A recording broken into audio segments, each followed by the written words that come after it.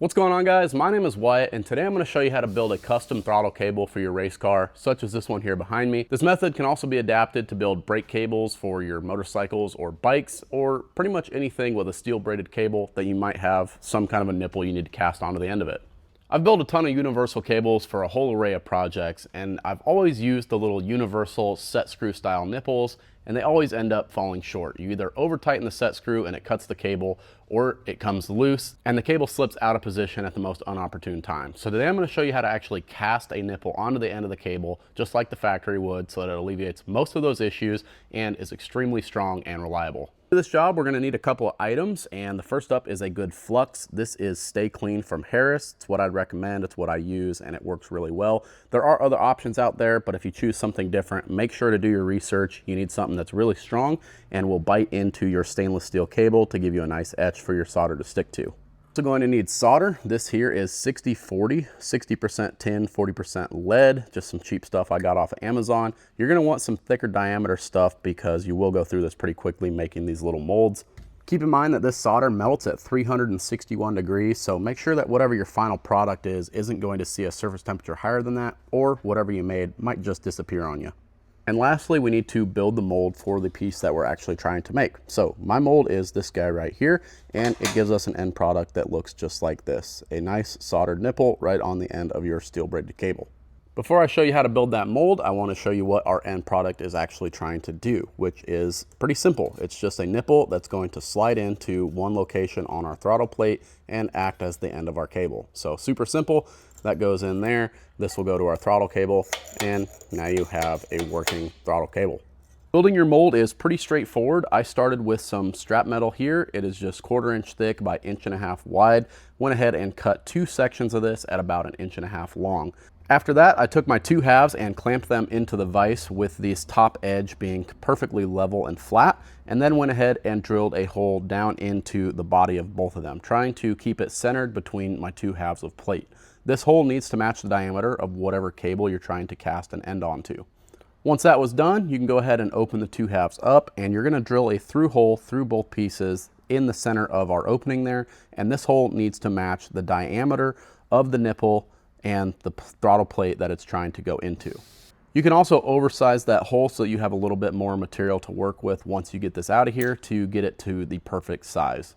After I had those 2 done, I cut out a little plate and welded it on the back side of one of my plates just to keep the solder from being able to flow out the back. If I were to build this mold again, I would not have done this. I would have made this plate completely identical with through holes, and then made a 3rd plate that didn't have any of these mold features in it. It was just completely flat, and then I would drill and tap its holes and use this as a 3-plate stack up so that when you tear it all apart, you can get to both sides of your nipple and be able to punch it out with a center punch. At this point, we're ready to cast our nipple. So the first thing we're going to do is use our flux to etch the end of our stainless steel cable. So I take and just pour a little bit of this into the cap of the bottle, and that way I can dispose of this later and it doesn't contaminate the rest of our fluid. So we're going to go ahead and just dip the end of our cable in there. You'll see this thing will start to bubble, and that is showing you that it's really etching into that stainless. All right, we went ahead and soaked that for 15-20 seconds. Just gonna wipe off a little bit of the residual and then twist our cable back up nice and tight so that we can lay it in our mold. And starting with 1 half, we're going to lay our cable right down in the track. Alignment at this point isn't really necessary. We'll take our top half, slide it over, and I've got that backwards. So we'll go ahead, slide it in there like that. You can see our cable is still in that hole, so again, alignment isn't necessary at this moment, but just make sure it's still in there. Now, before we snug this mold up, we do want to make sure our alignment is good, and we're also going to give this cable a twist in the direction of tightening it to make sure that any of the frayed end sitting in this track gets wound back tight, so when we crimp it down, it doesn't cut any of those little cables. So now that those are down in there good, we can look in the center here and line our cable up with a little bit past half of our through hole there. And now we can go ahead and tighten this thing down. Go ahead and grab your screwdriver. We're going to fray the ends in here a little bit to give it more surface area for our solder to bite into. All right, not sure how well you can see it, but we got our wires frayed out in there and we are ready to start melting some solder. So I went ahead and threw it in the vise, and we're just going to start applying some heat to this thing and feeding the solder into it. You want to try to avoid feeding the solder right into the flame. You want it to feed into the mold so that you get a nice even coverage.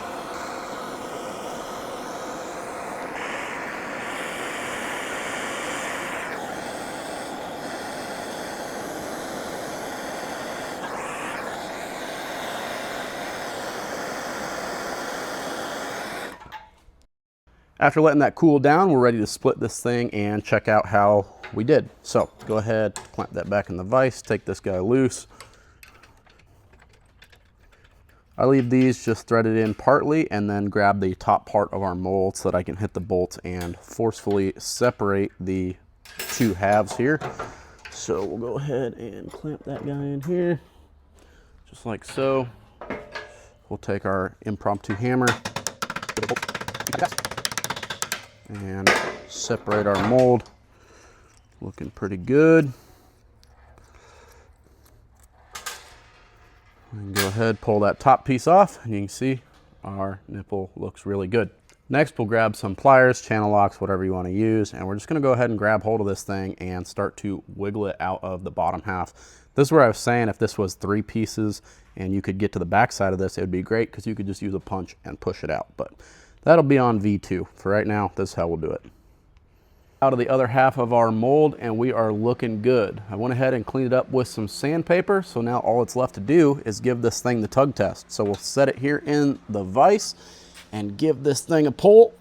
I'm a pretty big dude and I'm reefing on that pretty good and it ain't going nowhere. So pretty solid. This thing is going to be ready to go into service. We'll go ahead and put it on the car here, show you the finished product. Throttle cable in place, we can go ahead and hit our gas pedal in here, and you can see this thing works just as it should. Now with our throttle cable done, I'll show you another project where this method came in handy, and that was a shortened dipstick for my Duramax powered race truck. I had to take about 8 inches off the overall length of this thing and had no good way to add some sort of measuring device to the end of it.